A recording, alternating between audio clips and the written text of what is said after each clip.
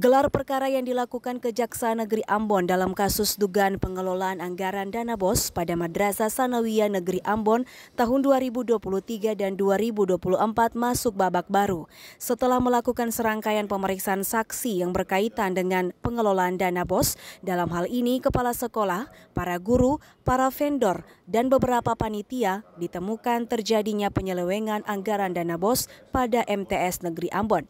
Kepala Kejaksaan Negeri Ambon Adriansa mengatakan total dana yang dikelola MTS tahun anggaran 2023 dan 2024 adalah sebesar Rp3.306.250.000. Dari hasil penyelidikan ditemukan pihak sekolah dalam hal ini, kepala sekolah tidak melaksanakan kewenangannya dengan benar, diantaranya tidak membuat tim BOS sekolah dalam penyusunan rencana kerja anggaran madrasah, tidak melibatkan dewan guru, tidak transparan dalam pengelolaan dana BOS, tidak adanya papan transparansi, terjadi markup nota belanja, melakukan pemotongan uang kegiatan atau kegiatan penerimaan siswa baru.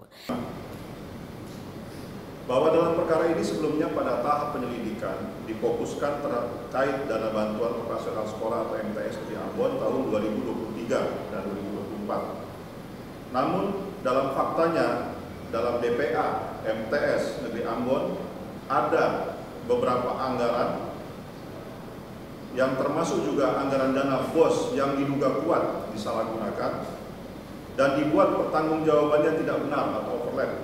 Oleh karena itu, tim jaksa penyelidik memeriksa secara keseluruhan anggaran tersebut sebagaimana termuat dalam DPA tahun anggaran 2023 dan tahun anggaran 2024. Bahwa total dana yang dikelola MTS Negeri Ambon tahun anggaran 2023 dan 2024 adalah sebesar Rp3.366.250.000.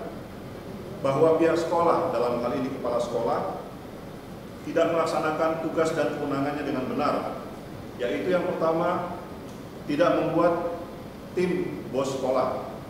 Kemudian yang kedua, dalam penyusunan RKAM atau rencana kerja anggaran madrasah, tidak melibatkan dewan guru. Kemudian yang ketiga, tidak transparan dalam pengelolaan dana, khususnya dana BOS, atau tidak ada papan transparansi penggunaan dana BOS.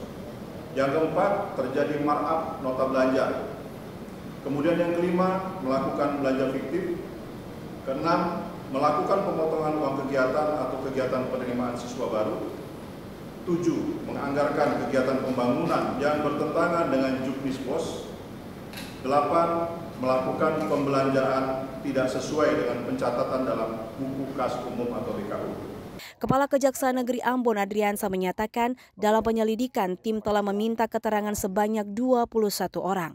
Dugaan sementara yang disimpulkan terjadi kerugian negara sebesar Rp614 juta dalam kasus ini. Minggus Noya melaporkan.